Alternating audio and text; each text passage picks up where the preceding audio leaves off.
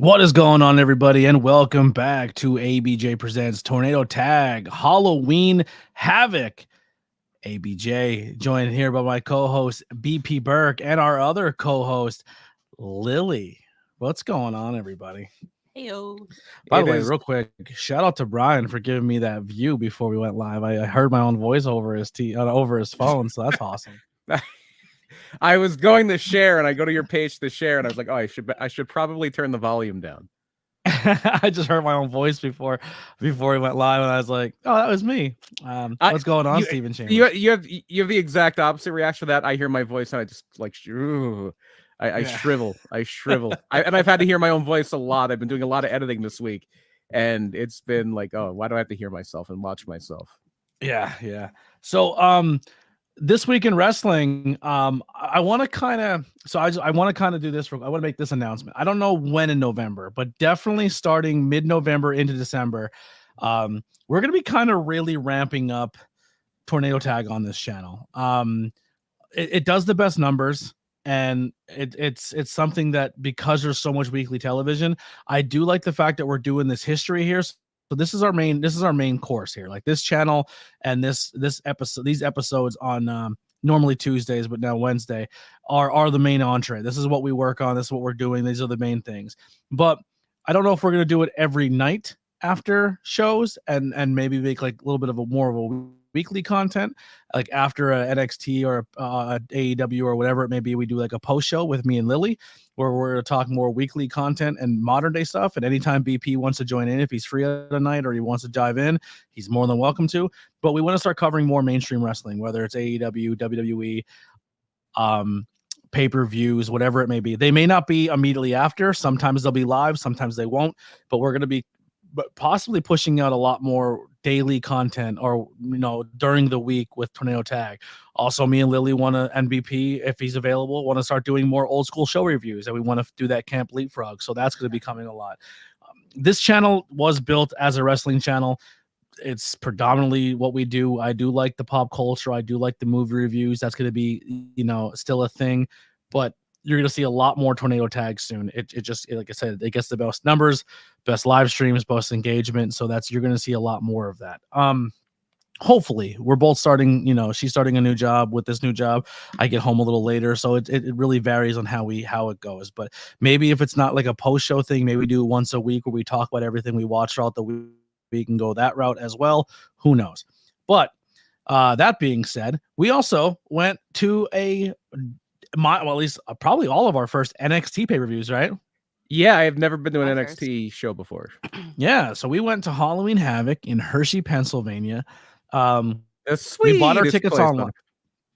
So we bought our tickets online, and I thought we were sitting in the opposite side of the arena. I thought I thought we were hard cam on the other side, away from everything. That's in my opinion. When we bought those tickets, that's where I felt like we picked. I was like showing you like where the stage was. That's where they were going to be coming out of. Like we were going to be right there. Yeah, I did not. The way it looked, because the ticket hub was the other way, and it wasn't like we bought them down here. We bought them up there, if that makes sense. Right. And I was like, oh, okay, that's where we're sitting. And then we show up, and I'm like, bro, we're on the stage. Like we're right here. Like this. Yeah, we were right by the stage. Yeah. For $25-$30, like they were great. There's realistically, Hershey Park does not have a bad seat in it. No, there's really nowhere you can see. I mean, you could have gotten further to our right, and you weren't going to see any of the entrance. Like you wouldn't have seen the screen or anything like that. Weird note, sorry, but this is kind of strange. But during the show, I'm watching it on the Tron, and the lights coming off the stage were ice blue the whole show. But when we were sitting, they were just bright white lights. Yeah. It was messing with my head. I don't know why, but it was fucking with my head. I'm like, why are they blue there? But because they didn't go through the gel yet for us. Yep. That's true. Yeah. Yeah. And I was like, fun time though. Fun show. Great show. Did that show make you more intrigued to check out NXT?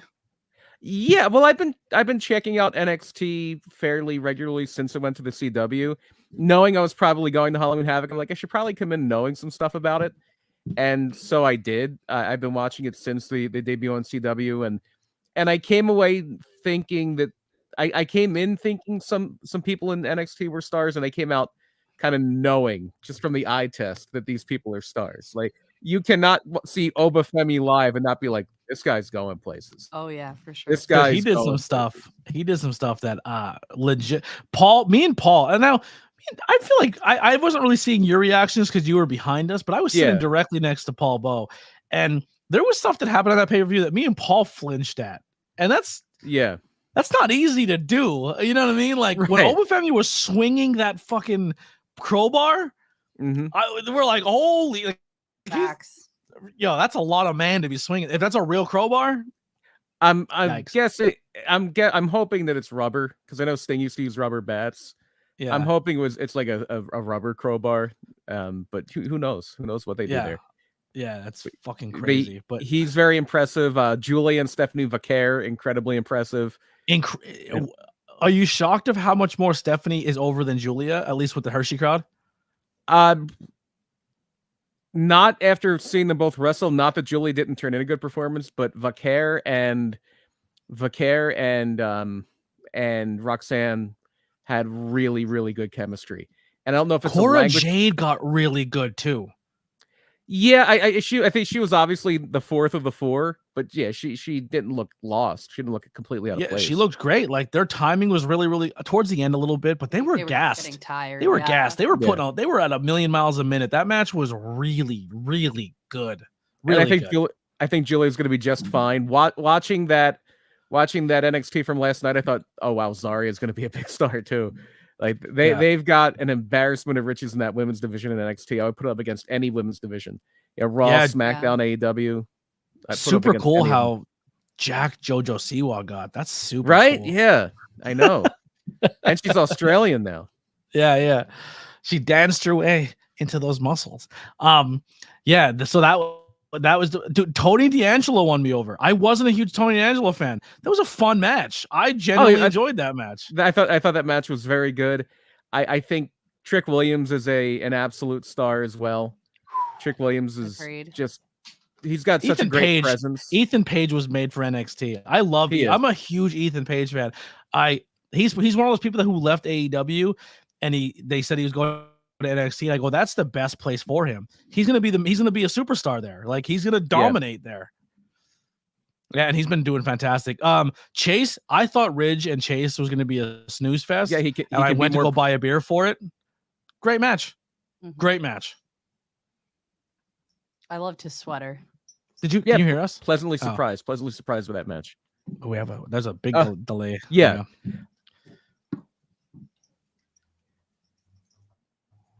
Might be having you hear us, right? An issue here. You might have to I can absolutely hear you. Yeah, you might have to log out and log back in, because I feel like you're not hearing us for like another 3 seconds or longer. Yeah, he just logged out. Yeah. All right. So who is this and what have he done with ABJ? What? I think there's some good stuff going on in NXT. I love Fallon Henley. I've been high on her since I started watching. So I'm happy she's a champ now. As we were walking into the arena, we're kind of walking around the concourse, and Lily started a conversation with a guy dressed as Orange Cassidy, and then got stuck in said conversation. Yeah. That happened. And then we were walking through, and I was kind of like trying to walk, like not away from him. I'm not trying to be mean, but like I feel like we've had trying to get through the crowd. We had our conversation. It was. He was having a good time. He was having good conversation. Yes. But it was like he wasn't grasping that, like we were trying to keep walking. Yeah, and then like we were sitting in the same spot or something like that, right? Or going in the same direction. Yeah. But as we're walking through, we're kind of stuck because we're chatting with this guy, and all of a sudden, I kind of look over and I see Trick, and then like I kind of like head nod at him, and then the rest of like everyone else like Trick, whoop die Trick, and then I was like I thought I seen the girl with him. Also, yeah, I didn't know who the girl was until she seen her title, and then but I didn't really know the roster's name. It's what's her name? I don't remember. Jeez. Kalani Jordan. It was Kalani. Jordan. Yeah, it was Kalani Jordan. The girl who lost her belt. They were literally walking with each other, and he's like, "Who's that?" He's like, "It's no. What did you say? You're like that's not Lash," and I was like, "No, it's not. It's Kalani." I definitely knew it wasn't Lash, because I would have. You don't. I would have looked a little longer. Lash Legend. Oh, it's a lot of woman. I like it. She be whooping that Trick. And that's who I honestly thought she would have walked in with, because aren't they dating in real life, Lash and Trick Williams? They may But be. why would they walk in together if that's not storyline? Because they were like kind of walking into the building to kind of just get into the building. When you watch them on TV walking into the building, that's not when they actually walk. I'm aware, but that's what I'm saying. Like, they both walked in as champions. Why wouldn't the champions walk in together? Because the champions just don't hang out. That's not. All right. I mean, It should be. Yeah. Imagine that. Like, you have to be friends now. The belt, the championship belt has one of those like best friend magnetic locks thing where you just put the belt up to the door and it opens up the door. We should put them on our belts. We should put like. Could have a mag lock door now. We'll do it in June. Yeah. Yeah, but anything else about the show that stood out to you? It wasn't part of the wrestling, but the What's in the Box segment with the Boogeyman was hilarious. Yes. Very hilarious. When Bianca picked his nose, and then I was like, yo, is she even gonna talk about the fact she picked his nose? She was like, fell. She's like, I picked his nose. She fell over, like fell backwards when she realized it was like, oh my gosh, and then fell back and then got up and she was like, oh my God. You know what I heard happened during that segment? I heard another guy did it, and when he took the box off, he wasn't scared, and then Jim Cornette ran in and slapped him in the face. Yeah, and then his daughter got signed to NXT, and Cornette got fired. Yeah, but yeah, overall, I really like the show. I definitely will be checking NXT out more. There's some people I'm interested now. I'm interested to see how the storyline goes. So here's the question then: what are you watching live next Wednesday? NXT from the ECW arena? I thought that's tonight. No, that's next Wednesday. No, it's next Wednesday because it's instead of Tuesday being election day, right? Yeah, CW's gonna have election day. I don't know. Tuesday. I don't know why. CW's gonna have election coverage next Tuesday, so they moved NXT to Wednesday, and it's gonna be head to head with Dynamite. Got you. I gotta find out where I vote or the voting poll. I have to check my stuff out. Thank you for reminding me. Yeah, so I will probably watch AEW live, and then NXT back. Well, they did announce the match we all thought was gonna happen, so. Yeah, that was the only worst part of the show. The Bully Ray stuff. The whole time I was like, she's shoehorning himself into a match, and he did. Well, I think it's more along the lines of 2,300. Yeah, they're loading that show up. Like a lot of people expecting Nunzio to be there. Dawn Marie's going to referee a match. I was at the 2,300 arena when they had a ECW reunion thing, and every member of the ECW locker room got a photo. And guess who they did invite to the photo? The guy Bully Ray. Yeah, Bully Ray. The entire ECW roster was like walking around grabbing everybody to take a photo, and I literally watched them walk by Bubba, grab somebody else, and walk back and take a photo. It happens. Yeah, no one likes him. He sucks. Dave LaGreca is going to need back surgery in about 3 years for carrying that that man's career to new places. It was interesting to see LaGreca just struggling not to call him Bully. Because they can call him Bubba Ray Dudley in the NXT. Yeah. And he's still just struggling with and saying bully half the time. Yeah. Well, shout out to Dave, because obviously, like, we're content creators and would like, this guy got to the point where enough people listen to him, and he's one of the top guys in the world, and he's getting opportunities to, like, listen, his guy on his show is getting booked everywhere. Any company, he's like, listen, we have the most listened to wrestling show. We interview both companies, and if you're a host of the show and you're a former wrestler, I could probably get you booked. Dave LaGreca is killing it. LaGreca's doing, he's been killing it for a long time. He's doing great. Yeah, I'm a LaGreca fan, not a huge Bully fan, but I'm more not of a Bully fan just because of the way he conducts himself and does stuff on the independent scene. I heard he sat in the parking lot and said he's not coming in unless I gave more money. Really? Interesting. Yeah. It's the only time he's ever done that too.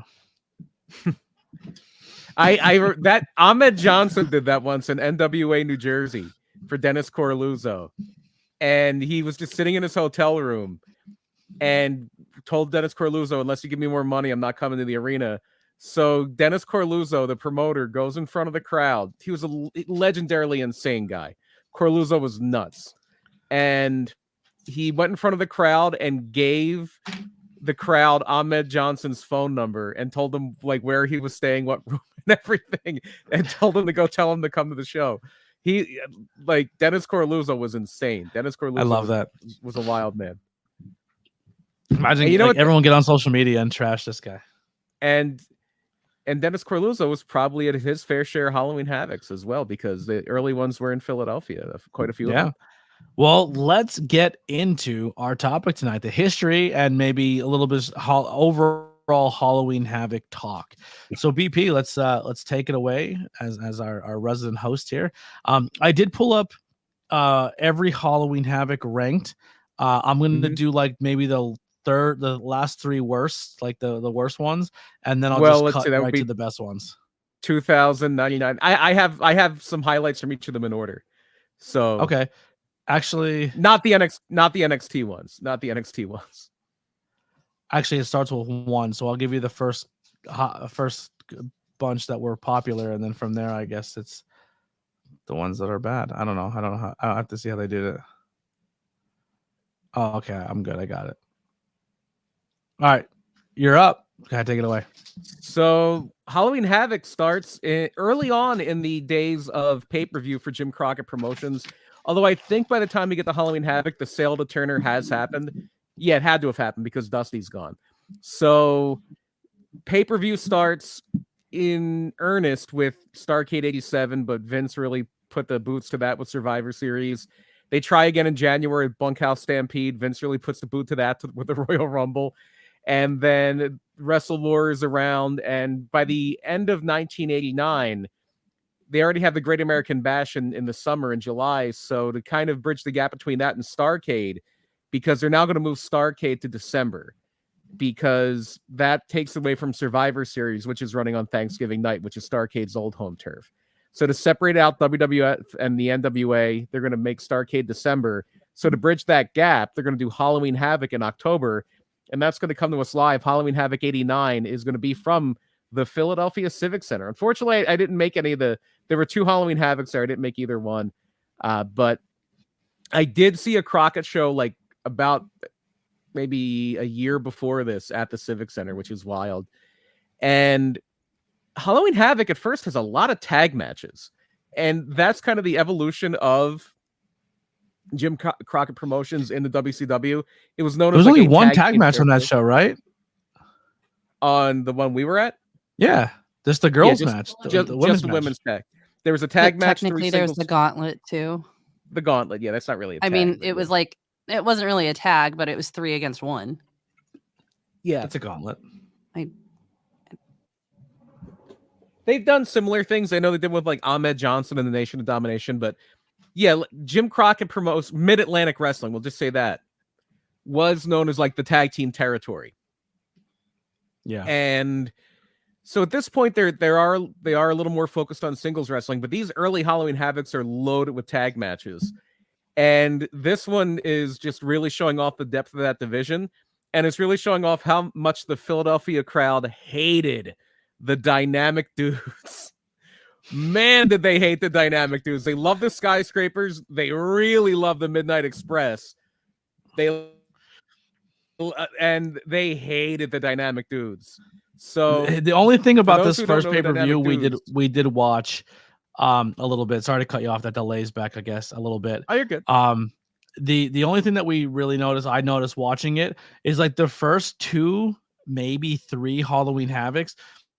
They go, especially the first one, they go really hard in the paint to not make this hokey. Like, even though it's a Halloween pay-per-view, they're trying to keep it as straight as possible until maybe the main event, and then let that be the hokiness.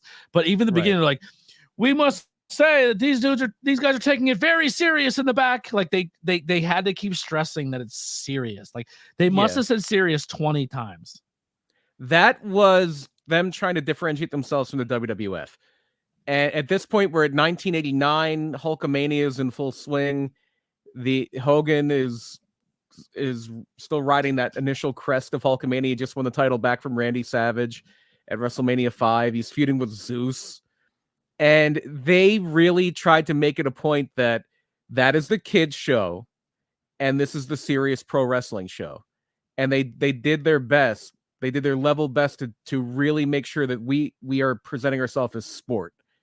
which makes it a little weirder that at the end they have this weird electrified cage match where everybody's in the cage and it's supposedly electrified, but the only one that even sells it being electrified is the Great Muta. Are we okay here, or you're good? All right, you're good. Now I can't hear you. All right, now I can hear bubbling. Gotcha. So, understood. So the Philadelphia, and it's weird because they are kind of two minds here. They're trying to present themselves as a serious sport, and that's the influence of like the Jim Rosses of the world, the Ric Flairs. I think Ric Flair's heading up the booking committee at this point. Ole Anderson may be involved, but then you have Jim Herd who's overseeing everything, and Jim Herd is the guy who infamously wanted to put give Ric Flair an earring and call him Spartacus. He wanted the ding dongs. He wanted a team called the Hunchbacks where you couldn't pin them because their hunchback meant that their shoulders couldn't. This is why wrestling has bad ideas. I like that idea. That's hilarious. So the Hunchbacks is fucking great. The Hunchbacks. That was a Jim Herd special. The Hunchbacks. So they did have some things. I don't hate it. They did have some things where they did try to like kind of make the NWA a little more kid friendly. We talked last week about the Juicer, which was like a Beetlejuice gimmick, and Candyman Brad Armstrong and things like that. So to kind of cash in on like the skateboard, neon type thing, they had the Dynamic Dudes, who were these bleach blonde guys who would come out in skateboards and throw frisbees into the crowd.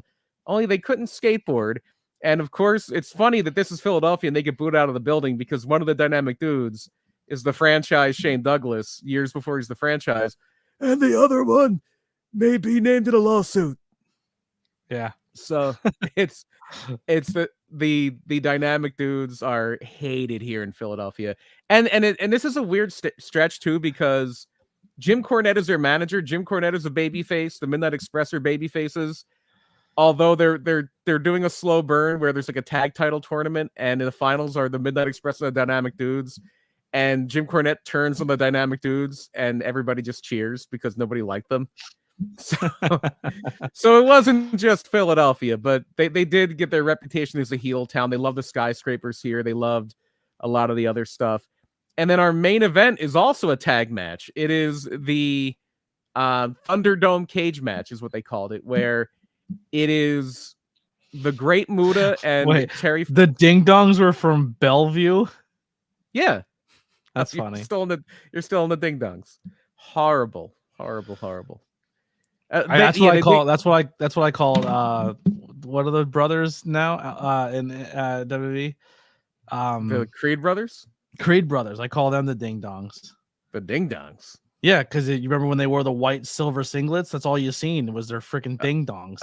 Well, you should watch old TNA and see the Johnsons. They were basically supposed to be giant penises. They wore flesh-colored bodysuits and masks, and they were Richard and Rod Johnson. You want to know who came up with that idea? Russo? Bro. Yeah, of course he did. Of course he did. The Johnsons. So yeah, this is a tag match, which is supposedly in an electrified cage, which surrounds the ring. If I remember correctly, it's been a while since I've watched this match. I believe there's room to fight on the outside because you have people in the ring that are called the Terminators. It's a match where you can't win by pin, submission, anything like that. Basically, your corner man has to throw in the towel, and for Ric Flair and Sting, the corner man is Ole Anderson. And for Terry Funk and the Great Muta, it's both of their manager, Gary Hart, who was a legendary wrestler. All the stuff we talked about with the Freebirds and the Von Erichs back in the 80s with the cage door being slammed on Kerry's head and everything, Gary Hart booked all that. He was the booker. Yeah. So he was a great wrestling mind, and he was in WCW at this point. And the referee is Bruno Sammartino, which was a bit of a coup because Sammartino he's a legend in Philadelphia. One of the biggest draws ever in Philadelphia, but he's really on the outs of Vince McMahon at this point. And WCW brings him in to be the referee of their match here at the Civic Center. And well, also because it's Bruno Sammartino when he can sell tickets in Philly. He's a legend there. Yeah. So one of the things that happens here is very infamously, as they're bringing down the cage, they're shooting off fireworks, and the fireworks set like a burlap sack or something on the cage on fire. And there's a fire on the cage, and the Great Muta is trying to put out the fire with his mist, which is hilarious. That's awesome. It's incredible. And I know they had like vines and stuff hanging off the cage. Sting swung on a vine and everything. It was a great concept, but they were very inconsistent in selling that the cage was electrified, and it was interesting. It was an interesting concept, if nothing else. So that fast forwards us to 1989. When I'm sorry, that was 1989. 1990 when the Bash comes back, and it's now in Chicago, Illinois, and Sting is the champion now. Sting has won the WCW title. Ric Flair is the heel again, and Sting is being menaced by the Black Scorpion. Sting. So, have we ever talked about the Black Scorpion on here before? Yes. Where it's a guy in a mask. I think this was Ole Anderson's idea. I think he was one of the main bookers at this point, although Dusty is going to be back soon. So Ole Anderson has this idea of a guy in a mask from Sting's past. Like, everything is set up. This is supposed to be the Ultimate Warrior, except the fact that the Ultimate Warrior is not coming. He's the WWF champion, and they're not going to get him out of there. So there was an idea of making it the Angel of Death, but nobody knew who he was either. So, of course, they had to go, and in case of emergency, you break the glass and you get Ric Flair. And it wound up being Ric Flair at the end of it. And as a thank you or as a condition of becoming the Black Scorpion, he got the title back in 1991. But the Black Scorpion kidnaps a stagehand here, puts her behind in this magic illusion thing, and makes her disappear. He would do this. Like, at one Clash of the Champions, the Black Scorpion, like, took a guy out of the audience and turned him into a tiger. This is what he would do. He would just he would torment Sting with magic tricks. So in canon, Ric Flair's a magician? He's an accomplished magician. Ric Flair is a magician. It turned out to be Flair, so like Flair has superpowers. Flair's like the Undertaker. He's an illusionist. These are illusions. He was using Stooges, obviously. Ric Flair is an illusionist. And there were also like 8 or 9 Black Scorpions, so it could have been one of them that was the magician. Why is no one asking Ric Flair to do magic tricks? What a fucking missed opportunity. Maybe it was Al Perez. Maybe Al Perez was the one that was doing magic tricks. Yeah. He was another very common Black Scorpion. That was one of the big takeaways. This is also the show where we get the original fake Sting. The original fake Sting was Halloween Havoc 1989. It's a bit of a weird ending to the main event, where it felt like watching it back that they were running out of pay-per-view time, because the main event, Sting's defending the NWA title against Sid Vicious, who's part of the Four Horsemen, and Sid and Sting fight to the back, or Sid actually just retreats to the back, and they're like, why is Sid Vicious going to the back? And a weird thing here, your commentary team is Jim Ross and Paul E. Dangerously, or Paul Heyman as he's better known now. So that's your commentary team for this show. And so Sid goes to the back, Sting's following him, and they come back, and they're keeping the shot very wide, and they're shooting from behind Sting. As Sting and Sid Vicious come back into the ring, Sting scoops it up for a slam, falls. 1, 2, 3, Sid gets the win. But then you see Sting come out from backstage where he just went, and he's got like a rope tied around his arm. And it turns out that Sting was another horseman, Barry Windham, dressed up as Sting, and they were trying to pull a fast one and just tie up Sting in the back so a fake Sting could get pinned and Sid could win the title, and they do a quick restart. I don't hate that booking. I'm going to try to bring that back. The fake Stings. They overdid it. They overdid it a bit later in the 90s. And then I want to say this, but I know it'll be booked. So I'll just say it. Mm-hmm.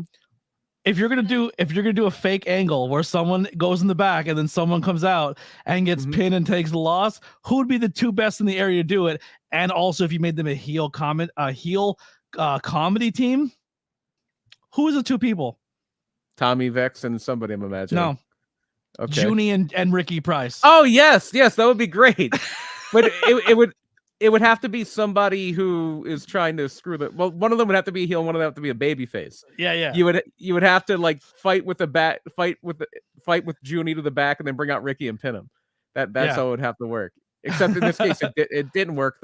Those no good horsemen were foiled. Those no good horsemen. Junie putting the fake tattoos on to screw over Ricky. Like Junie's the heel. That would be great. And Ricky's fighting the Lost Boys, and one Lost Boy takes Ricky to the back, and then it's pretty much yeah. That's pretty much what happened in this. That's pretty much what happened in this scenario. Except it didn't work, and their ruse was, even though the bell rang, they were announcing Sid as the new world champion, and then all of a sudden the match is starting over again. Yeah.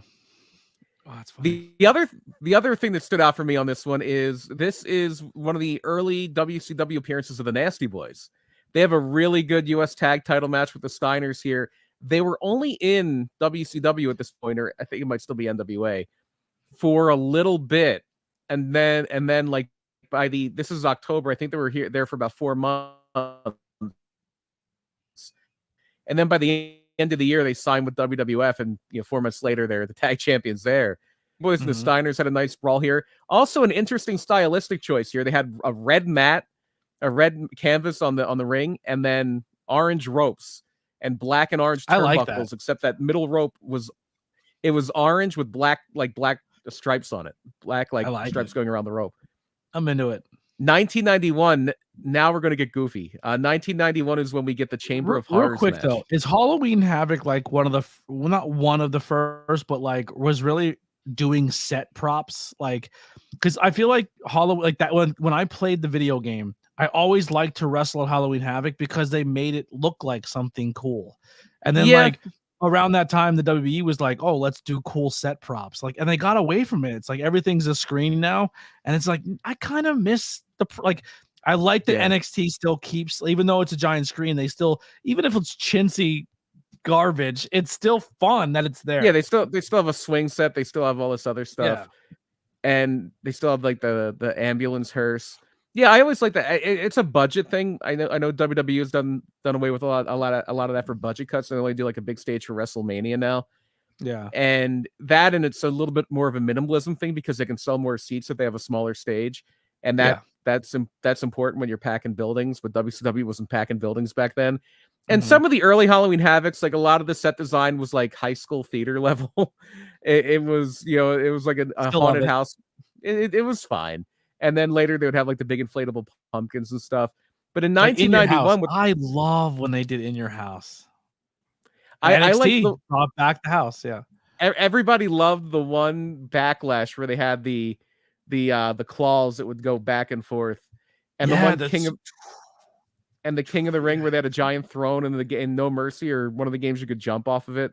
Yeah, cool. The one SmackDown game you could jump off the fist. That was always really cool. The fist was awesome.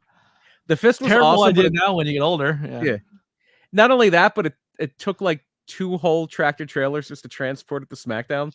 You know why they got rid of all stuff. those set designs and the fist mostly? Why is that? As soon as they switched from standard definition to high definition television, that's true. They said as soon as they switched to high definition, like, oh, that fist looks like shit, because you couldn't hide it anymore on standard definition. That's true. That's true. Plus the whole the budget thing too. Yeah. And so then with Halloween Havoc 1991, we're now in, I don't know, I think we might still be in Kip Fry WCW, but maybe Bill Watts has come over to this point. And Lex Luger's our champion. Ric Flair is gone. So you're still firmly in the We Want Flair era of WCW, and they really doubled down on the goofiness. 91 is when we get the Chamber of Horrors match. Do you remember this? So it's the same cage. It's that they use this cage for a few things. It's called the Thunderdome cage, where it wasn't a Hell in a Cell, but it was a cage that went around the ring like that, and the top curved in, so it was harder to climb in and out of. And they loaded it up with all these different Halloween accoutrements, and there was even a casket in there, and there's just some guy in a full bodysuit that attacked the baby faces. And Scott Steiner gave him a tiger driver through the casket.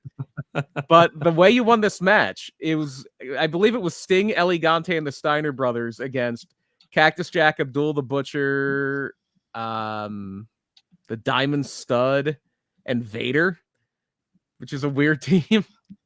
Yeah. So midway through the match, not an electric chair, but a chair of torture comes down to the floor and almost lands right on Rick Steiner.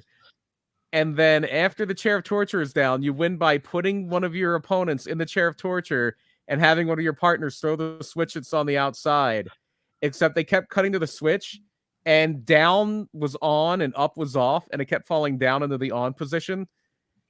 And to the point where Cactus Jack is literally standing on the cage holding it up because it keeps falling down. And he keeps looking back, like, because the whole finish is supposed to be, you think one of the Steiners is going in there. I think it was Rick. But then Rick belly to bellies Abdullah into it, and Cactus throws a switch on Abdullah. But Cactus keeps looking over because he doesn't know when to throw the switch. And the whole thing gets messed up, and he throws the switch.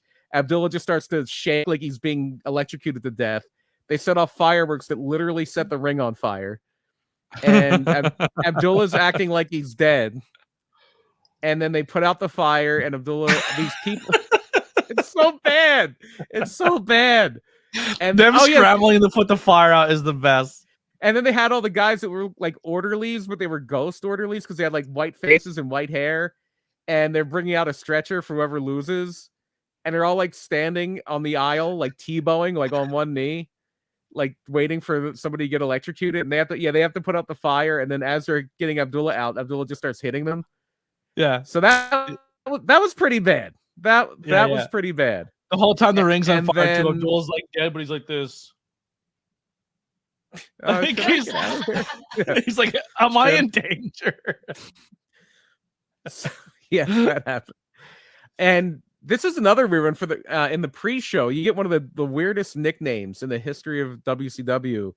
There's an angle in the beginning where Dustin Rhodes, Arn Anderson, and Larry Zbyszko are the tag champions here. Dustin Rhodes is supposed to interfere, and Barry Windham was supposed to challenge, but they attack them as they're coming into the building, and they slam their car door on Barry Windham's hand.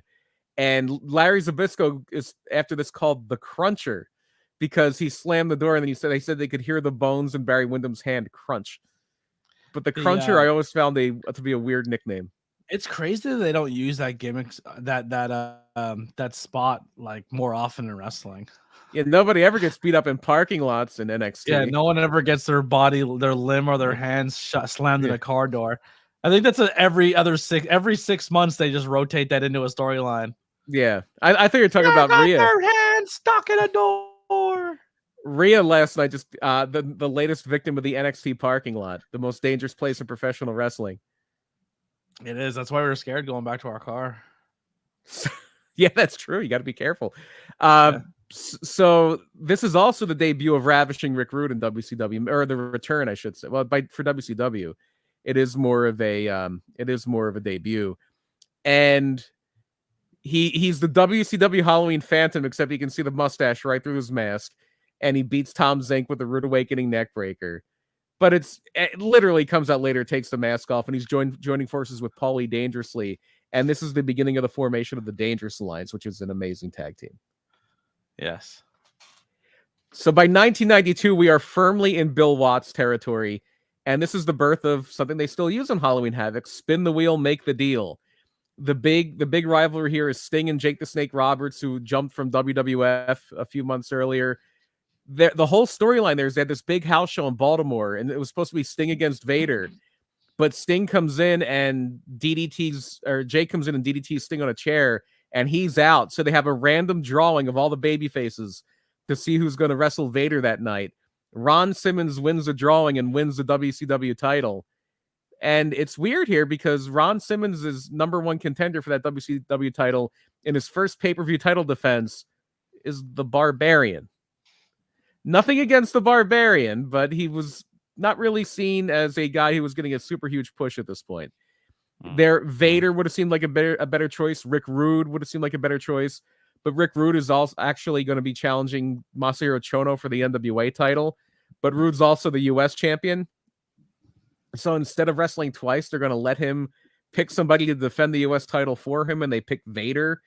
And Terry Gordy didn't show up, so Steve Austin is teaming with Dr. Death Steve Williams for some reason. Lots of substitutions on this card. Who was drunk when they booked this card? Bill Watts. Bill Watts was drunk. I don't know if he was drunk, but he was there's a lot of, they would do that a lot because if somebody wasn't going to show up, they weren't going to pay somebody else to do it. So Bill Watts has always big on cutting the budget, and he wouldn't take anything. So if I'm not going to come, I need more money. Oh, don't come. See you later. Or don't see you later. You're out. Yeah. So Bill Watts was very much a my way or the highway guy. And stuff like that would happen quite a bit under his tenure, where you just have substitutions and people coming, people going. Infamously, he broke up the Hollywood Blondes. Or maybe this is he did something with Brian Pillman, because I think this is pre-Hollywood Blondes, but he wanted Brian Pillman to take a pay cut or else he was going to stop his push. And Brian Pillman very famously said, well, it'll be the highest paid opening match job in the history of wrestling, because he wasn't going to give up his guaranteed contract. Yeah, but by 1993, Bill Watts is gone. Eric Bischoff is now in control of WCW. And it's pre-Hulk Hogan. This is a sweet spot for WCW for me. Like, Bischoff started to make a few changes, but Hulk Hogan hasn't totally come in. The Hulk Hogan all over it. So at this point, Vader is still your champion. Cactus Jack is his big rival. He brutalized him on WCW Saturday Night. They did a horrible angle where Cactus Jack had amnesia and he was lost in Cleveland and didn't know who he was. But I think they later said he was faking it just to kind of get a match with Vader. And this is the big blow-off match. This is, I want to say this is the first main event, the only WCW pay-per-view Mick Foley main evented. But it's Cactus Jack and Vader, spin the wheel, make the deal. In 92, it was with Sting and Jake Roberts. It was a coal miner's glove match, which is a weird stipulation. And a lot of people think Bill Watts didn't gimmick the wheel. They just rode with whatever they were going to get. Although I've also heard stories that that's not true. But in this one, they went with the Texas Death Match, and Vader beats Cactus Jack when Harley Race shocks Cactus with a cattle prod, which is a weird callback because in Foley's book, he says that Race used to carry around like a stun gun, like a taser. And that sometimes, because Vader was infamously unhygienic, and sometimes they said he would threaten Vader with the cattle prod and make him take a shower. So he just happened to have Here's your question. Did Mick really take a cattle prod right then and there? Did who? Did you think Mick took a cattle prod? Like, do you think when he hit it with it, he legit hit him with it? Probably not. They usually tape over the prodding part. Although sometimes it sneaks through. Like, I think they said with the Mountie, his accidentally got somebody a few times. Or maybe it was Goldberg and Scott Hall. But somebody who took one, like, they usually gimmick it up with tape. And I guess the tape wore off a little bit and they actually got shot. I wonder if Mick's just like, well, fuck it, just hit me. I feel like Mick was like Johnny Knoxville. I was like, Mick, let's see what happens. Mick did say, and this is a match where he did admit that he was trying to commit insurance fraud, where he told Vader there's a spot where he's on Vader's back, like he gets him in a sleeper hold, and Vader just jumps back and lands on him, and he told Vader to go full force because he wanted to say he had like a career-ending injury and get some kind of insurance settlement or something, but he was okay afterward. Yeah, and Cactus was still around for about a year after this, but by 1994's Halloween Havoc. Well, 93 we had some other stuff. We had a very quick tag title change. Literally the night before on WCW Saturday Night, Too Cold Scorpio and Marcus Bagwell won the tag titles, and they lost them right back to the Nasty Boys. You had the weird WCW International title at this point when you had a Rick Rude Ric Flair match, and they started the and it didn't ever finish, but they started the burn to the Sid babyface turn here. Because Colonel Parker's his manager, and he does like some kind of weird distraction where he costs Sid a match with Sting. And it was supposed to start a thing where Sid was going to turn babyface and beat Vader for the WCW title at Starrcade. However, 4 days after this Halloween Havoc is when they were on a tour of the UK, and Sid and Arn Anderson infamously have their fight where they both get stabbed with scissors. Arn Anderson almost dies. They both get fired. Arn comes back, and Sid doesn't come back for a long time. And, well, now we don't have a main event for Starrcade. Who can we get to save us? Oh, break that glass. Ric Flair's here. Ric Flair, baby. Ric Flair. Although by 1994, that doesn't work for us anymore, brother, because the main event is a career versus career match for the WCW title in a steel cage with Mr. T as the referee. Hulk Hogan and Ric Flair. I know one of the storylines coming in was that they were showing like video of Ric Flair meeting with Mr. T, like he was paying him off. And Hogan also had the guy in a mask that was like hitting him in the knee with a pipe. And he was like always going after Hogan. So they have a lot of stuff going on. And there's so many bells and whistles here. There's so much gaga in this match. Mr. T gets Hulk Hogan. Sherry tries to climb in the cage because she's managing Ric Flair, and Jimmy Hart like rips her dress off. And then, and this is how much of a badass Sherry Martel was. Sherry does a high cross body off the top of the cage in her underwear on the Hulk Hogan. That's how much of a badass Sherry Martel is. And of course, with all the Gaga remaining, Ric Flair still loses because it's Flair against Hogan. The cage comes up, but the Masked Man strikes, and it's Brother Brudeye. It's Hogan's best friend turning his back on him. And then we also get the debut of Earthquake here. You get another quick tag title match. Paul Roma and Paul Orndorff beat the Patriot and Bagwell. And let's just fast forward here because I know we got an AEW show coming up. Yeah. So we'll step on the gas here. Really, there's only a few left in the WCW era. 1995 is really mainly known for one thing: the monster truck match, where they had the two monster trucks welded together, the Hogan truck and the Giant truck, and then Hogan wins, and then they get into a fight, and the Giant falls off the roof of Cobo Hall, and they act like they do the whole "this wasn't part of the show" thing. I think they had some guy who was like a special announcer for that, who was like a motorsports guy, and he's like, "That Tony, that wasn't supposed to happen to Shivani." Like they were acting like, "No, this is real. The Giant just really fell off the roof of a fucking building." But Hogan's acting is so bad. It is, and brother. One of the best bad ideas I heard is that they said they wanted the Giant to come back with like a fish sticking out of his trunks, like he fell in the water or something, even though the water is like eight blocks away. Although, and one of the cool things on the undercard here is that Sabu, this is like I think the only pay-per-view appearance in WCW ever for Sabu. He beats Mr. JL, who's Jerry Lynn under a mask, and then the Sheik, the original Sheik, who was the most legendary figure in the history of Detroit wrestling, is in Sabu's corner. He's Sabu's uncle. And then for no reason, he just throws a fireball at Mr. JL afterward. Yeah, this is like early Nitro too. Because I remember I started watching Nitro like from the beginning of Nitro on. And this is one of like the very first weeks or months of Nitro leads into this Halloween Havoc. Yeah. It was the second pay-per-view of the Nitro. It was Fall Brawl 95 and then this one. Yes. Yep. And they do a turn in the end where the Giant wins by DQ, but they say because Jimmy Hart turns on Hogan, and Jimmy Hart wrote up the contract and he said, titles can change hands by DQ, baby. But then it gets held up for World War III, and Randy Savage ends up with a WCW title. But by the time we get to 1996, it is now NWO in full swing. We get Hogan Savage. Hogan comes out with hair. He comes out with like spiky blonde hair. It was his wig from the Three Ninjas movie he was in. So there's a lot of NWO chicanery there. Roddy Piper shows up at the end. You get a great cruiserweight match here with Dean Malenko and Rey Mysterio. 1997, you get an even better cruiserweight match, probably the best match in Halloween Havoc history. Mask versus title. Rey Mysterio and Eddie Guerrero had just one of the best matches WCW ever did. You also have Age in the Cage with Hogan and Piper. Matches of like now in today's standards of the crazy shit people do flip wise, people probably wouldn't give it that respect. But like Eddie and Ray had a banger cruiserweight match. Like that was people Lucha say that Libre's honest. People say that, but Ray was pretty damn good back then. Ray could move. Ray could fly. Yeah, but back then a lot of the stuff they do now, they would never allow you to do back then because it looks too choreographed. Mm-hmm. It looked way too choreographed. Then it would have been like people would have never allowed it to happen back in the day. So we did have a question in the chat. 95 was Hogan's first Halloween Havoc, but 94 was Hogan's first Halloween Havoc. Bash of the Beach was his first pay-per-view. Yes. Yeah. So this was the blow off to the Flair. That was the blow off to the Hogan Flair. That was actually their third match. And then because he lost, Flair was supposed to retire, but he was only gone for like a few months. 1998, we have the infamous Hogan Warrior 2. Like even Ultimate Warrior has said, they basically brought me back and paid me all this money so Hogan could beat me, which is essentially what they did. And it's an infamously horrible match. Hogan is having a lot of trouble throwing a fireball.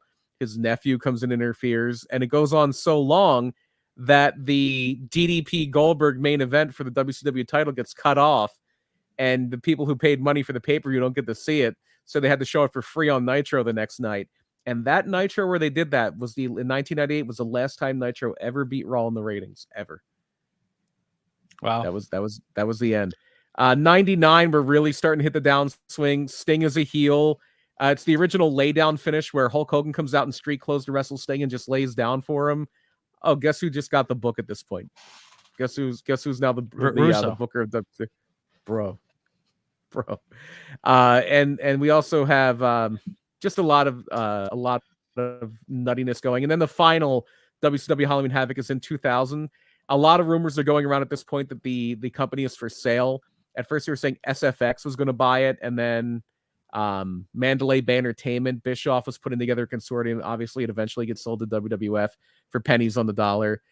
There's a lot of handicap matches in the show. The main event is Goldberg against Chronic.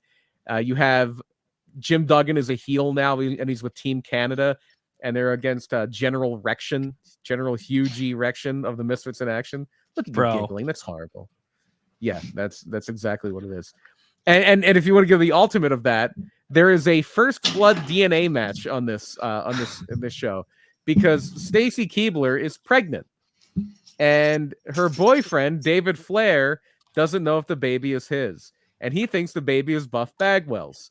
So they have a first blood match where the winner gets to take the loser's blood so they can do a DNA test.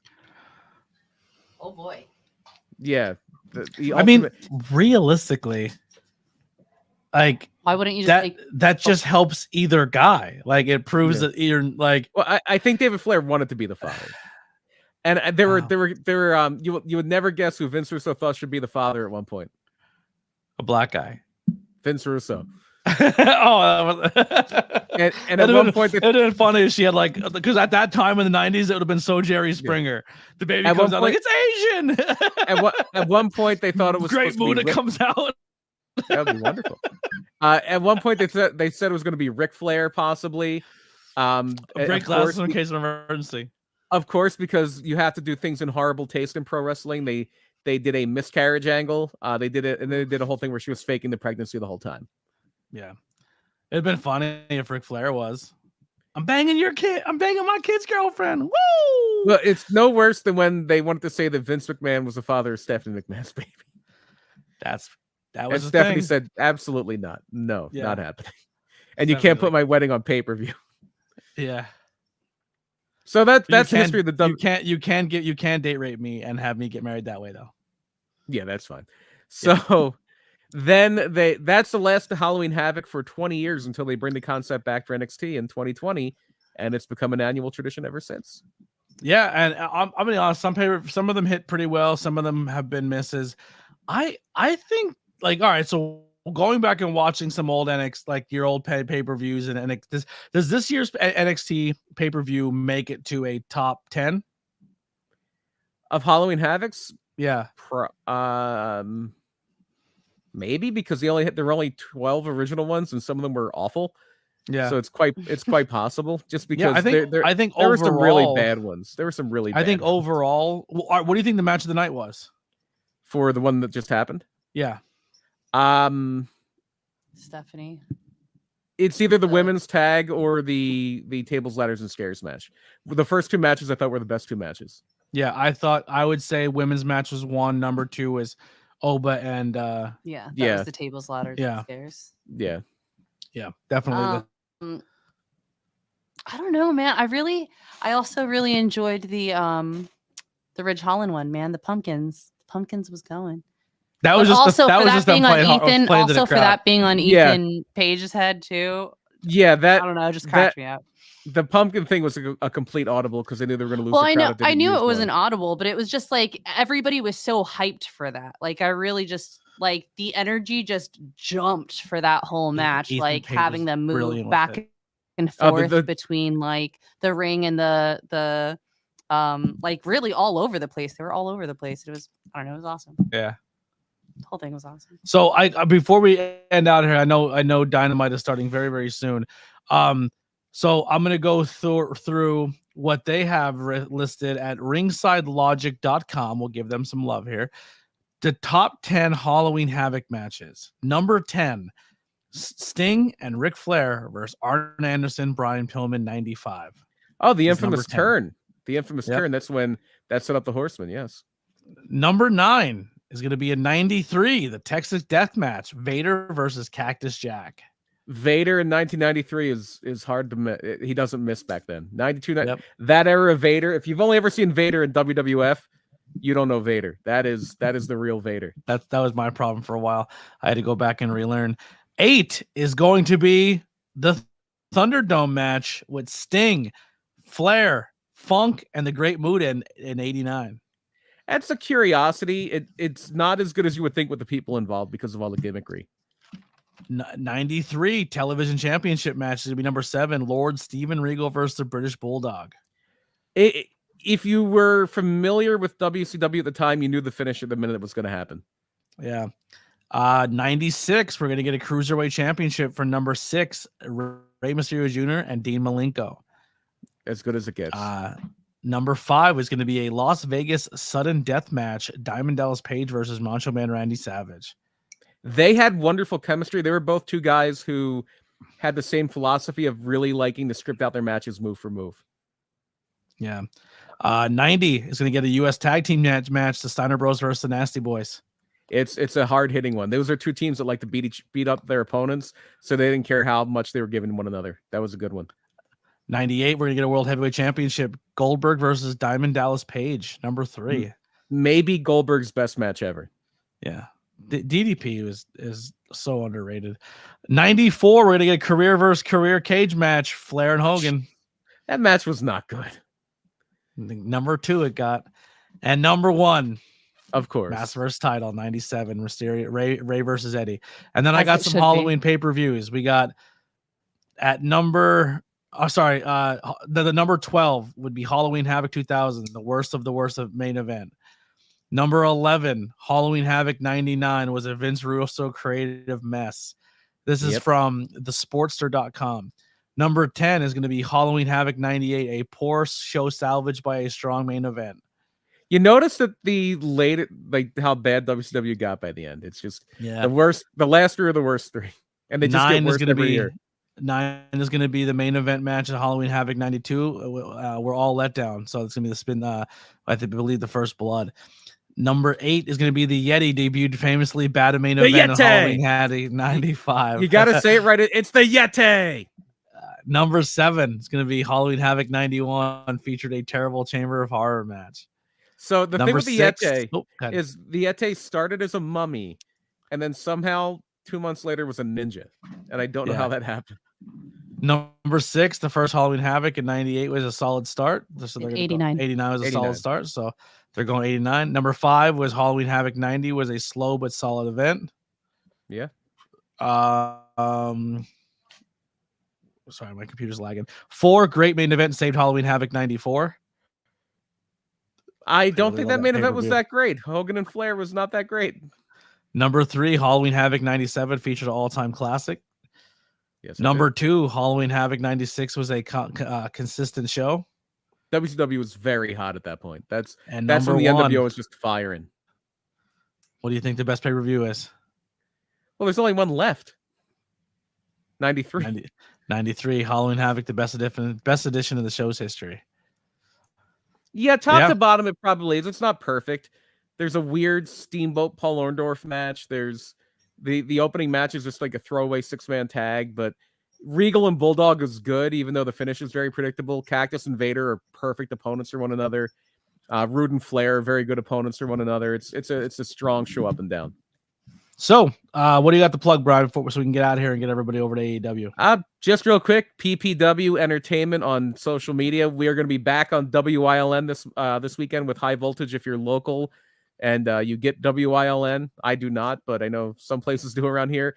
And then 1 week from Saturday, we will be back in Slatington at the Expo Center with PPW Engage, Facade and Brad Baylor for the PPW heavyweight title, Danny Moe and Zoe Cannon in her debut getting the title shot. People are hype. Like a lot of people that I know, I've never worked with Zoe Cannon before, but a lot of people I know, Tom Mitchell, and a lot of people really vouch for her. A lot of the people that hang out at Three Legacies Wrestling are really excited to see her spreading her wings and arriving at PPW. Sammy Chaos is going to be in action. Going to be a lot of fun stuff there at PPW Engage on the 9th. Heck yeah. All right, so I got a show coming up on Saturday. I'll be doing commentary for. It's gonna be Rumble for the Youth, Saturday, November 2nd, at the Bethlehem Boys and Girls Club. So a lot of cool matches there. We get to see some Dan Champion and Smash and Burn versus the Lost Boys, Mastodon versus Xander, Tommy Vex versus Matt Quay, and many more. I'll be on the call for that show, and it's for a good cause too. It's going to benefit, I believe, the Boys and Girls Club of Bethlehem, right? Yeah, and then I will be with BP, probably not working, just hanging out at PPW on the 9th. New Era Pro Wrestling returns on the 16th for Heist at the Falcons Nest, I believe. I hope that's right. The Money Heist. I believe Money Heist. I love that show. I think it's just the Heist. I believe it's just the Heist. It might just be the Heist. I think you might have it the first time. Yeah, and then I will be at Black Diamond once again on the 8th. Friday night, hosting a little bit of trivia with Lilly as we do a little bit of a benefit trivia for someone local going through some stuff and medical stuff that they need help with. And we're gonna do, one of their favorite things is Harry Potter, so we're gonna do a Harry Potter trivia for them. And another thing to throw out, speaking of people who need some help, Chris Bay right now is going through it. He has a GoFundMe. Yeah. Also, if maybe you want to help out but have something more physical, and the GoFundMe is just like a donation type thing, Pro Wrestling Tees just put a brand new "We Love Chris Bay" t-shirt with 100% of the proceeds going to Chris Bay. So you can help out and get a piece of merchandise to really show your love for the guy. I know I'm buying one on Friday. So go support Chris Bay, grab that t-shirt, go to the GoFundMe. The guy's, honestly, I've worked with him now 3 times. He's a gem every single time. Love the guy to death. He's always putting new music out on his Spotify too, New Music Friday. Just support the guy. He's a great human, and show him some love. Go ahead, BB. One other thing, it's a little farther out. I don't know if I'm working or if I'm just going to be there as a fan, but while you're at New Era Pro Wrestling, I'll be in downtown Pottsville at Pilgrim Brewing Brewsgiving.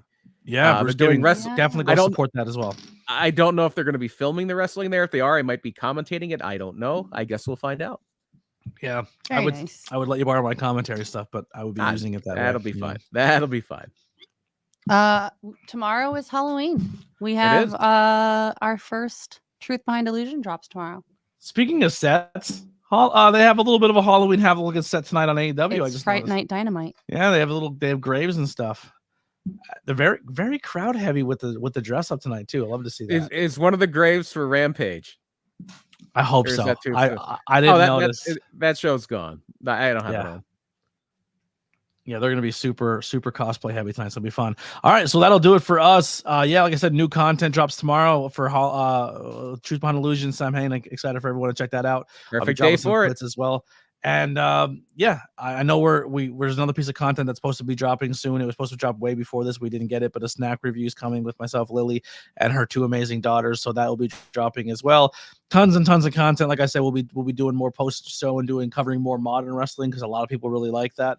So we'll just try to see what happens here. We're gonna see how the channel goes. Thank you everyone for tuning in. Make sure you hit that like, share, subscribe. If you're listening to this on the audio platform, take a screenshot of it. Tell us you've been listening to us. Tag us using either hashtag tornado tag or ABJ ABJ podcast. So that'll do it for us. We'll see you guys next time. We'll be back next Tuesday at 7:00 for Jesse the Body Ventura. It's the election. It's not going to be rigged monsoon. Yeah.